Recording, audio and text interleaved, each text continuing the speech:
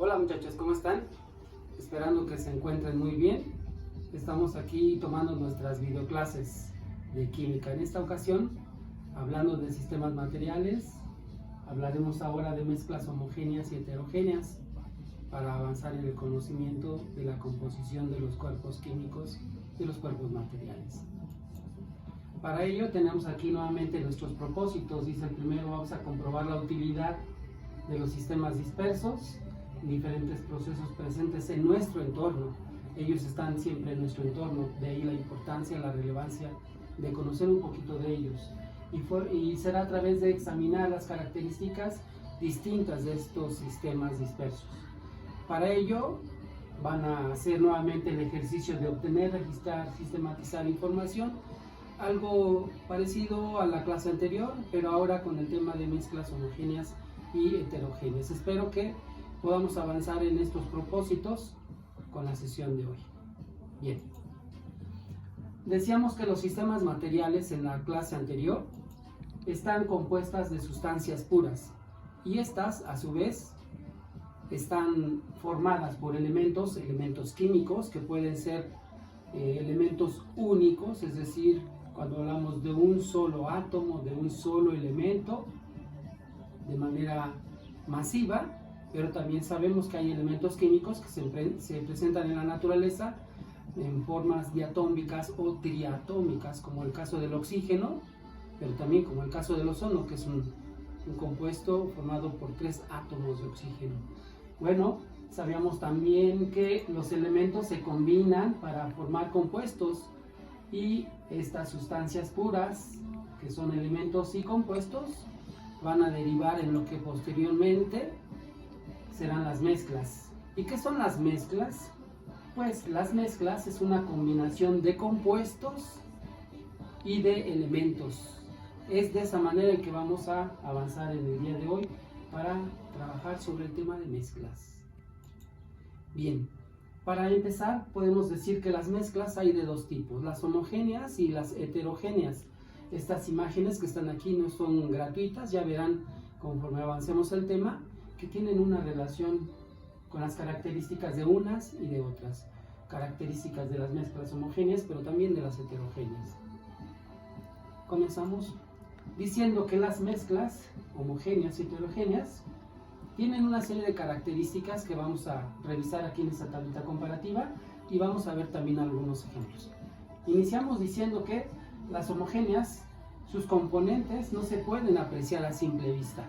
No es suficiente la vista para poder diferenciar los componentes de una mezcla homogénea.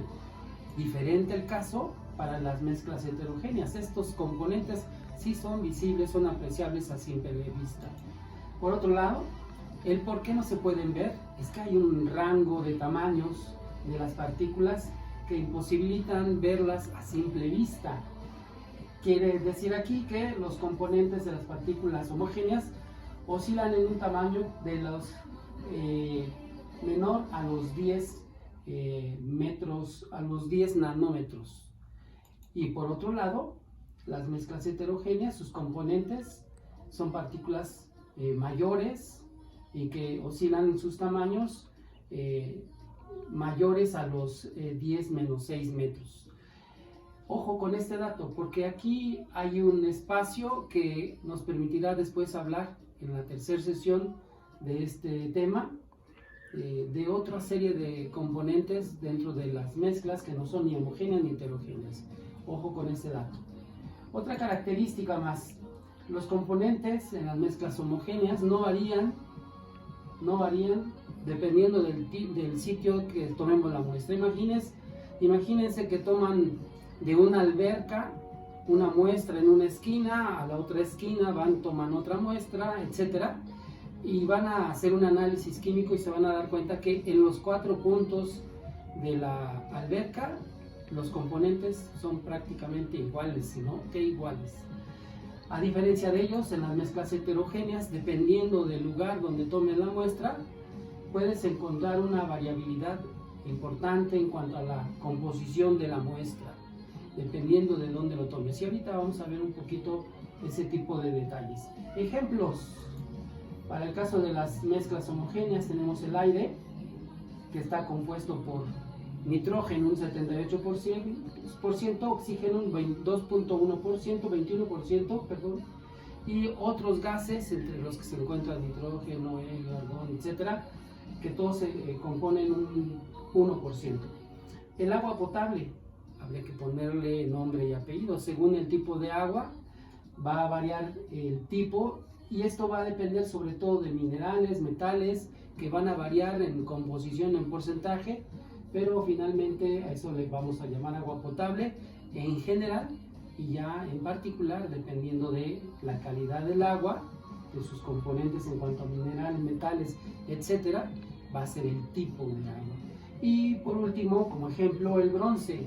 El bronce es una aleación de dos metales, el cobre, que es un material conocido para nosotros, que está presente en un 88% aproximadamente, y el estaño, un metal blando, que se combinan y van a permitir formar el bronce. Esto a través de un proceso de fundición, aprovechando las temperaturas, fundes un metal, el otro, los combinas y ya tienes el resultado, que es el bronce.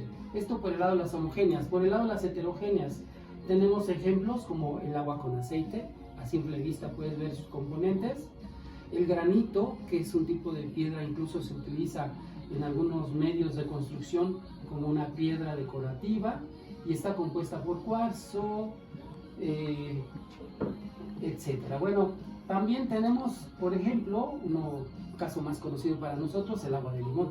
Cuando tú preparas agua con azúcar, puedes estar formando una mezcla homogénea. No es donde está el azúcar, no donde está el agua, pero cuando tú le agregas limón, ya lo estás convirtiendo en una mezcla heterogénea. Puedes ver a simple vista los componentes de limón que están ahí presentes en esta agua.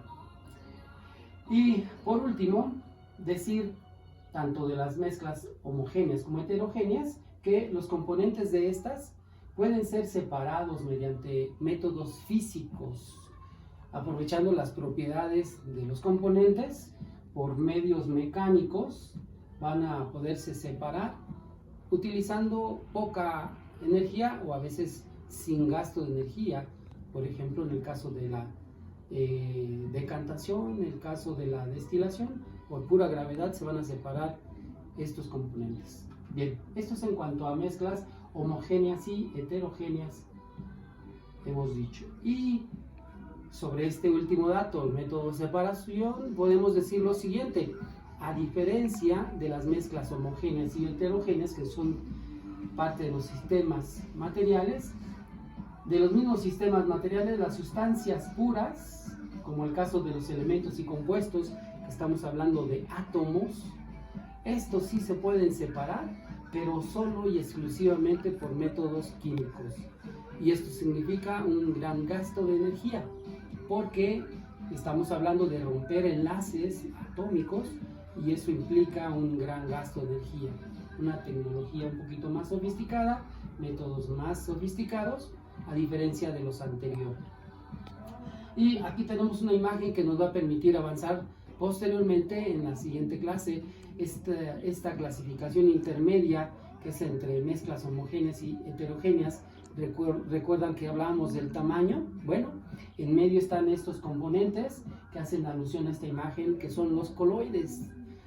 Esta imagen nos va a servir un poquito de ilustración cuando hablemos de coloides en la siguiente sesión. Bien, esperando que se encuentren muy bien, dejamos aquí la clase. Muchas gracias y hasta luego.